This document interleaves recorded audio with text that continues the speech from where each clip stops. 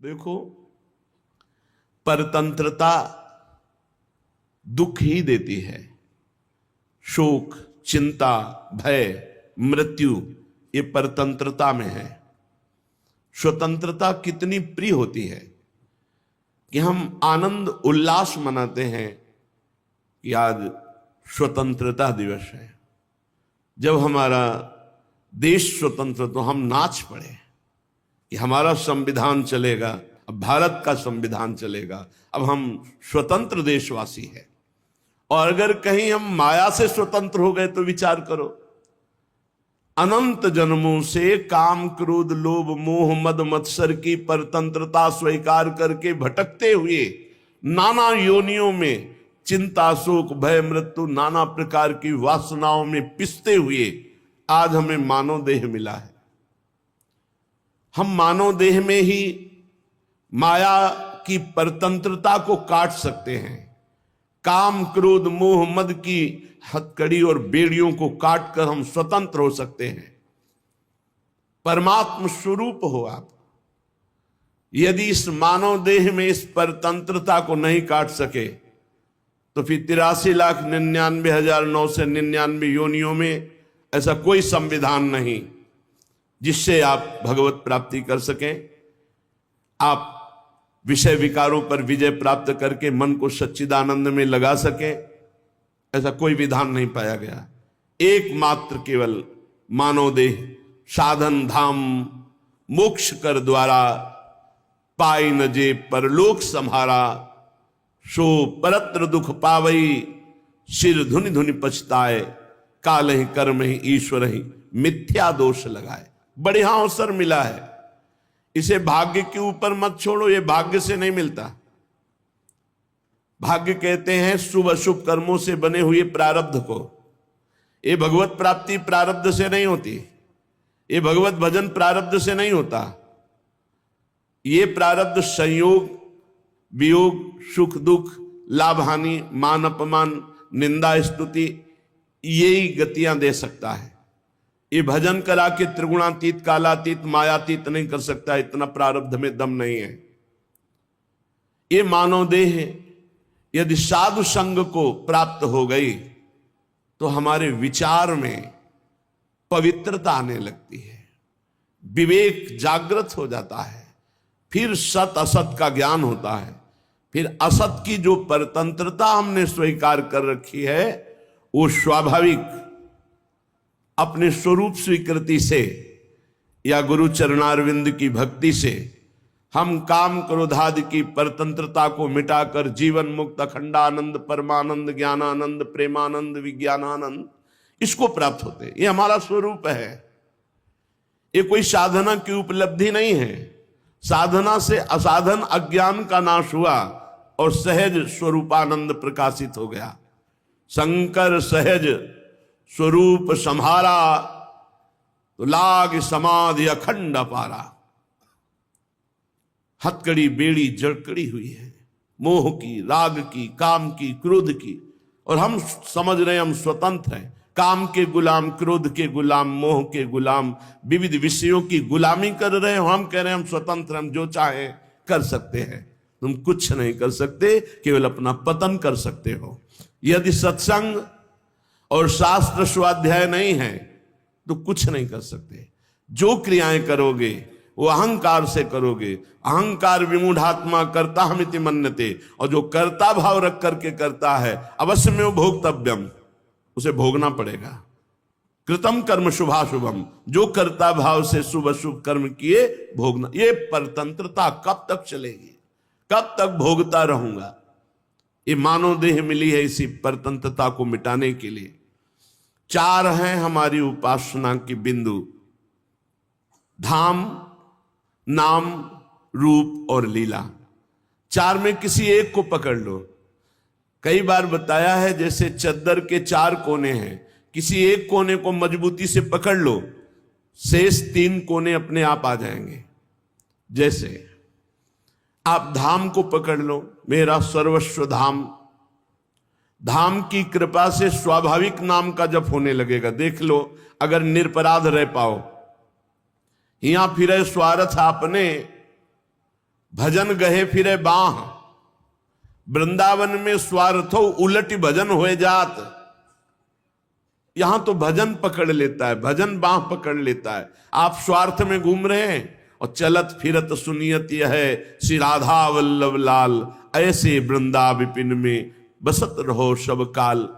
यहां की वायु का स्पर्श भजन है, क्योंकि वो वृंदावन की रेणु लेकर, रज लेकर के जब हमारे शरीर का स्पर्श करती तो हम निष्पाप होते हैं। या आप किसी भी कार्य हेतु जा रहे हैं तो कोई न कोई महाभागवत के दर्शन होंगे, आप पहचानो ना पहचानो, चाहे वो ब्रजवासी हो, चाहे वो कोई बाहर से आया हुआ महापुरुष हो, आपको जरूर संत दर्शन होंगे, क्योंकि वैष्णव धाम है। संत दर्श जिम पातक टरें, जो भजन का फल है कि अपराध मुक्त होकर, पाप मुक्त होकर भगवत भजन में वृत्ति लग जाना, अमोघस्य, संतों का दर्शन अमोघ होता है। श्रीधाम वृंदावन अपने आप में संपूर्ण भजन है। कुछ नहीं हो रहा, आप वृंदावन में पड़े केवल निरपराध समय व्यतीत कर रहे तो आपको भगवत प्राप्ति हो जाएगी। बिल्कुल विश्वास कीजिए। और देश के बसत ही अधिक भजन जो होए, ये सम तो पूजत नहीं, वृंदावन रहे सोए। वृंदावन रहने मात्र से या पड़े पड़े सो रहा, कोई अपराध नहीं कर रहा, तो उसे भगवत प्राप्ति हो जाएगी। क्योंकि भगवत प्राप्ति के 4 जो बिंदु हैं, उसमें एक धाम को पकड़ लिया। धाम में नाम अपने आप, और जब नाम में प्रीति हो जाती तो रूप प्रकाशित हो जाता है, और जहां रूपासक्ति हुई तो लीला में प्रवेश हो जाता है। तो धाम की आसक्ति, आश्रय मात्र से 4 की प्राप्ति। अब जिन्हें धामवास नहीं मिला, वो धाम का आश्रय लेकर नाम जप में लगे, खूब नाम को पकड़ लें, उठते बैठते चलते फिरते हर समय राधा राधा राधा। आप देख लो, लोक परलोक के सब सुख मिलते चले जाएंगे। नाम को पकड़ लिया तो रूप प्रकाशित होगा। रूप कहां प्रकाशित होगा? धाम में। तो धाम प्रकाशित होगा पहले, बाद में रूप। क्योंकि यद वृंदावन मात्र गोचरम हो,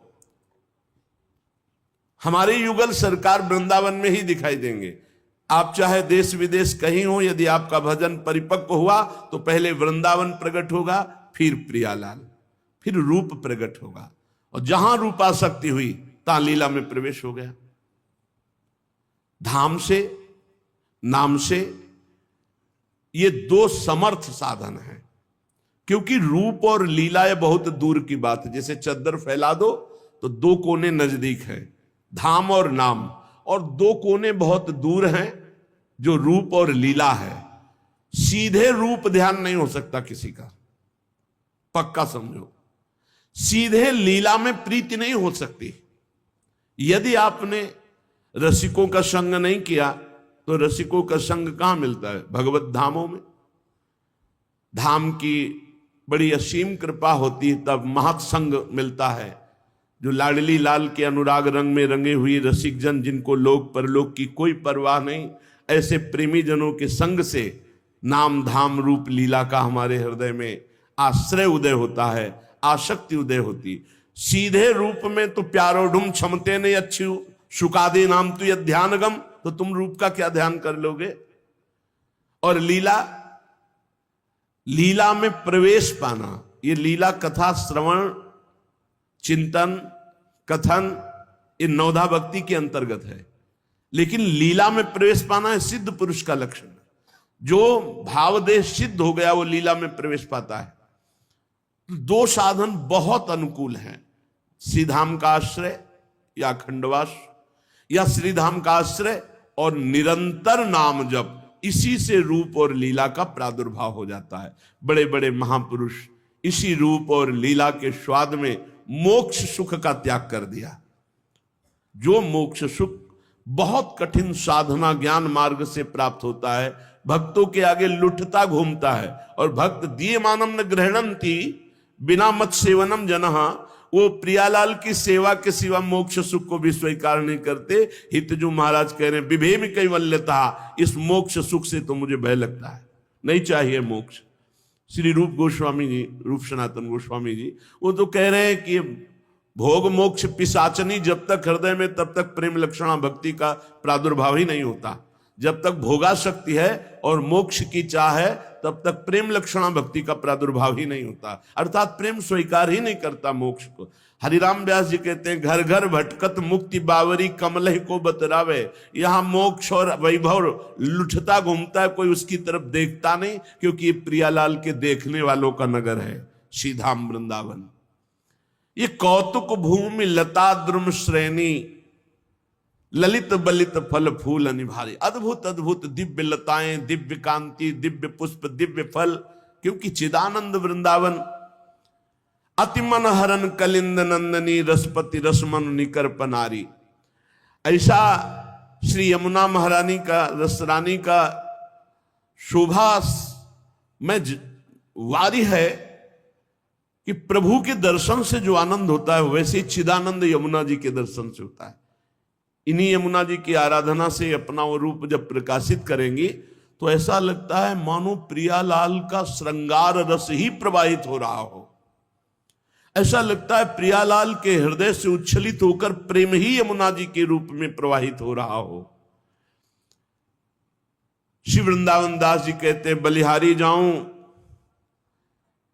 इस वृंदावन के नित्य विहारी श्री लालजू महाराज और नित्य विहारिणी श्री लाडली जू और नित्य विहार केली की, कानन केली, जो वेदातीत रस है वो वृंदावन में विराजमान, जिसे वेद नेति नेति कहते हैं, वो रस दो स्वरूपों में, प्रियालाल के रूप में, रस ही की मूर्ति दो, ये रसिक लाडली लाल, रस ही सो बिलसत रहे, रस भरे नयन विशाल। हम भले नहीं देख पा रहे, लेकिन रोज प्रिया प्रीतम प्रतिपल हमें देख रहे हैं, उनके घर में रह रहे हैं।